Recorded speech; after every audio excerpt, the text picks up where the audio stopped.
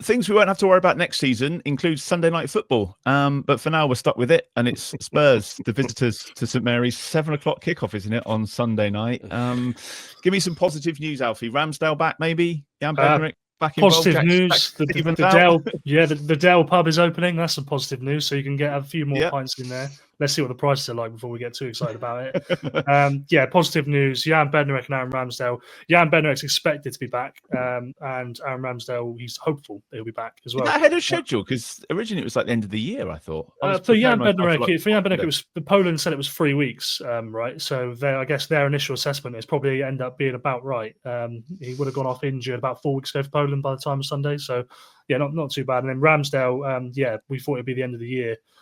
So I guess it's a couple of weeks ahead, and it's a welcome boost because Lumley's not good enough, and McCarthy's got bad knees, so they need him.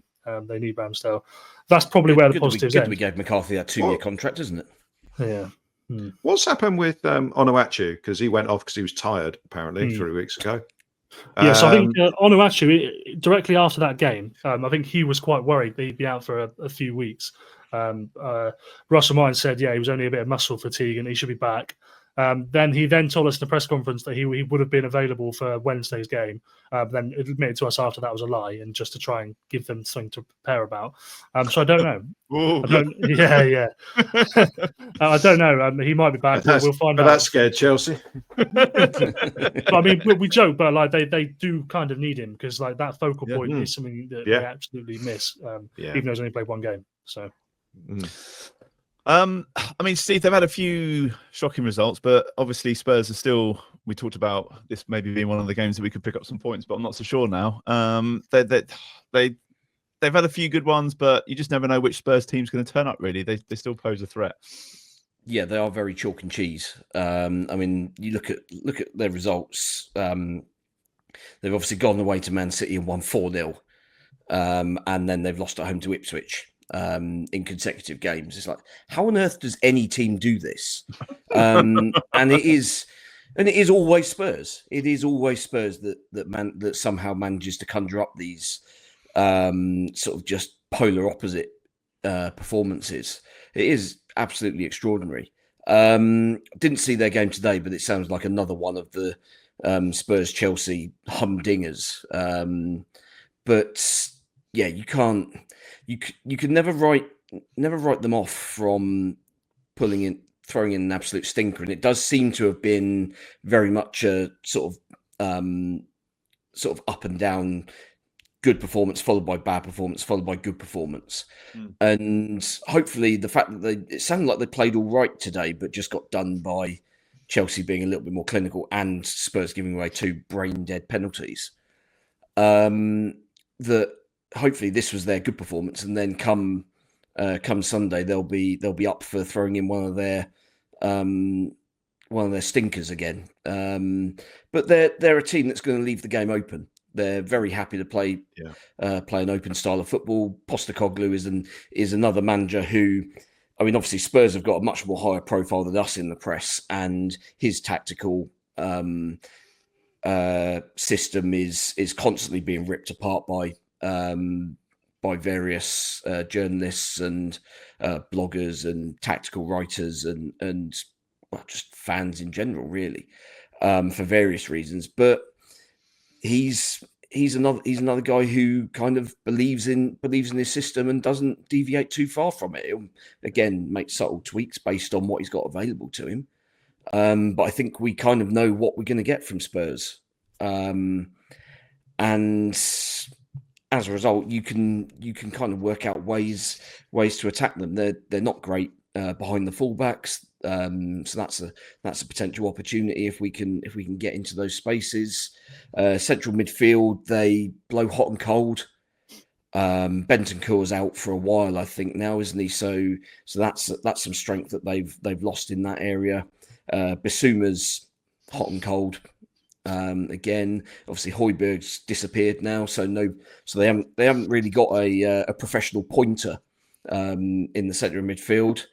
But yeah, I mean, at the end of the day, this is Spurs. They've again they're another side that's spent best part of £500 million putting a very good squad together. They've finally got proper centre forward focal point to replace Harry Kane with Dom Solanke. He's not got as many goals as Kane would have done up to this point, but his all round game in terms of being able to bring other people into the game is excellent, and he'll be the big danger for me, along with obviously Son, who always scores.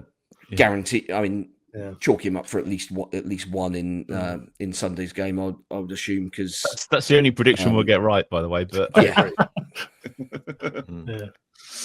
Glenn, what have you made of them? I mean, the atmosphere could be interesting, couldn't it, going into this one? Because El Toxico. It's two teams that everybody wants to play if they're in a rut. Yeah, isn't it? And both teams are in a rut, and I mean, ours is bigger than theirs, obviously. But then you could argue that, I mean, Spurs, our aim at the start of the season was to finish 17th, and and we're obviously 3 places below that. Whereas Spurs would have been aiming for 4th, and they're 6 places below that or whatever. So you could argue that they're underperforming worse than we are. I don't really understand why they've been as inconsistent and poor. I'm not really up on Postecoglou. I know they've started calling him Impostecoglou. Because which I can't believe it took that long. That's not my joke. I nicked it, but I just think I'm surprised it took that long for that to become public knowledge. But yeah, I mean, they seem to be taking Spursy to a new level. Like you say, losing at home to Ipswich and thumping Manchester City is a mad way to go about things. They got very strong areas of the pitch, but they've got. I mean, Solanke, I've never been 100% convinced. Brennan Johnson, the same, though he's done well this season. Heung-min Son, yes, he always scores against us. He's 33 now. As he is he just beginning to sort of feel his age a little bit? Don't know. Kulusevski's a player I've always liked. He's obviously very, very creative, as is James Maddison when he plays. But he can either be brilliant, like he was in the Manchester City game, or he can be totally anonymous. And he seems to have fallen completely from the England sort of pecking order. So Van der Ven at the back, I like. He seems a very he's very good player. Today. He went off injured again today. Oh, did he? I thought Coutinho went off injured. Did Van der Ven as well?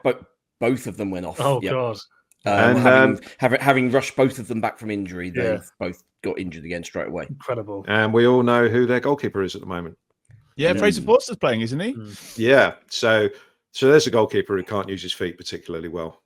So if they, I don't know exactly how they play out from the back, but if he's involved in that, it won't be pretty, and there'll be opportunities there to close him down. So though, I mean, I think Fraser Forster should be remembered sort of like fondly for what he did in those good teams that we had with when Koeman was there and stuff like that. But he's obviously, I don't know what he is now, he must be mid-30s, and they probably don't want him to be playing sort of like many games. I'm not sure what the situation is with Vicario, their kind of first choice goalkeeper. He's not on the bench. He played for an hour in that Man City away game with a broken ankle. Yeah, wow, which is fairly insane. So, but I mean, either way, we seem to whoever we play against at the moment, we seem to find a way to not achieve anything. So I'm not expecting great things. We can all hope Spurs will turn up and not play well.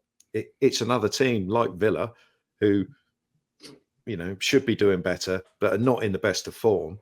And we've got to go into that thinking that we can sort of like capitalize on that.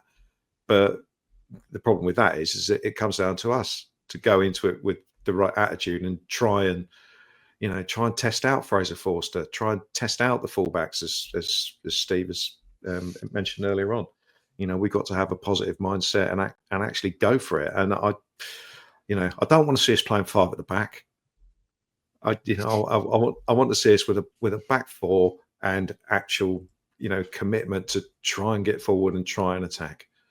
Because if we go out and play with a back 5 again, I'm pretty sure we'll get we won't create anything and we'll get beat again.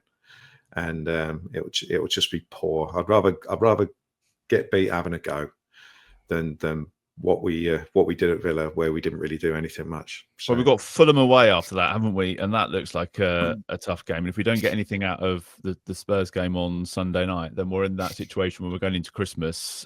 We said a few weeks ago, didn't we? It'd be a bit of a disaster if we don't get another win before Christmas. Pretty soon, staring down the barrel of that gun. Pretty soon, all we're going to have to aim at is beating Derby's record. Yeah, that pretty soon. That's going to be what it's like after these two games, isn't it? Really. Once we get to Christmas, that's it. That's all we're going for. So there were no correct scores in the Patreon League. 22 people did have Villa to win, though. So plenty of points on the leaderboard. I'm going to ask the three of you for some predictions for the Spurs game, if you don't mind. It's a difficult one to call. Steve, do you want to go first? Glen's deep in thought. Yeah, I think we'll score. Just because they're going to play such an open game that actually that's kind of going to suit us a little bit. It's then down to the quality of what we can produce in the final third in terms of creating the chances and then finishing them off, in terms of whether we can get anything out of the game. But the problem is that we are still prone to giving away something stupid. So teams don't even have to be sort of particularly creative going forward when we're presenting them with the ball 25 yards out. So yeah, I still think it's going to be tough. So yeah, as I said, I think we'll score. So 2-1 Spurs. 2-1 to Spurs. Alfie? I think it's a really interesting and sort of tantalising prospect of a game. Two managers going up against each other who are clearly so sort of wed to their philosophy, and obviously Southampton give up more chance than anybody else in the league by a country mile. The XG is at least 6 more than any other team. Tottenham have a reputation for giving up chances, but actually their numbers are better. They're sort of top 6 end for shots that they faced.